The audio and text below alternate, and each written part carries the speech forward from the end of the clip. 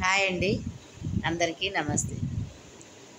నేనండి మీ లలిత kitchen MG5S లలితని మాట్లాడుతున్నాను. ఈ రోజుల్లో యువతకి చాలా తెలివితేటలు పెరిగిపోయినాయండి. ఏంటంటే తన పుట్టిన ఊరుని, కన్న తల్లిదండ్రులను మరిచిపోయి విదేశాలంటూ, ఉద్యోగాలంటూ, జాబులంటూ వెళ్ళిపోతున్నారు. కాదనను, అది మంచి పద్ధతి.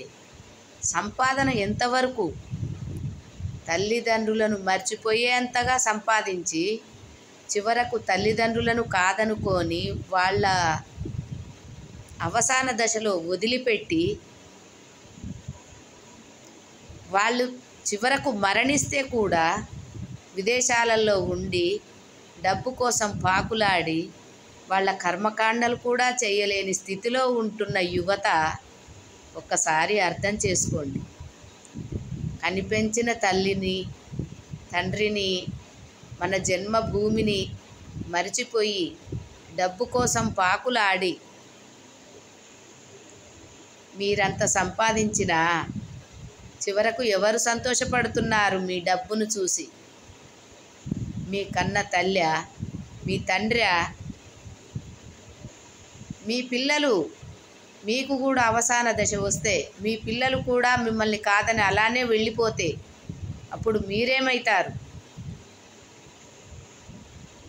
ఇది నా మనసుకు చాలా కలిచివేసింది మిత్రమా. అందుకనే చెప్తున్నాను, తల్లిదండ్రులని బాధ పెట్టకండి, తల్లిదండ్రులను అవసాన దశలో వదిలిపెట్టకండి. ఎందుకంటే తాతగారి ముంత దడిలోనే ఉంటుందంటారు. మన తరతరాల నుండి వస్తున్న సాంప్రదాయాలే మనం పాటిస్తున్నాం, అంతేకాని వేరే ఏమీ కాదు.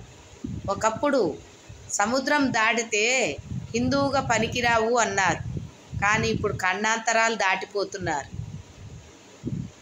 కానీ అట్లా విజ్ఞానం పెరిగింది కాబట్టే వెళ్తున్నామని అంటున్నారు. చాలా సంతోషమే, దానికి కాదనను. కానీ మనం పుట్టిన గడ్డను, కన్న తల్లిదండ్రులను మటుకు మర్చిపోతున్నారు. అది సంప్రదాయం కాదు, సంస్కృతి కాదు. మన హిందూ ధర్మం ప్రకారం కన్న తల్లిదండ్రులను సంతోషపెట్టని వాడు పుట్టినా గిట్టినట్టే లెక్క. అది గ్రహించుకోండి, ఆడపిల్లలైనా మగపిల్లలైనా. ఏమంటారు? అవునంటారా కాదంటారా? తప్పులుంటే మన్నించండి. మీకు నచ్చితే లైక్ చేయండి, సబ్స్క్రైబ్ చేయండి, షేర్ చేయండి. ఇట్లా లలిత కిచెన్ MG5S.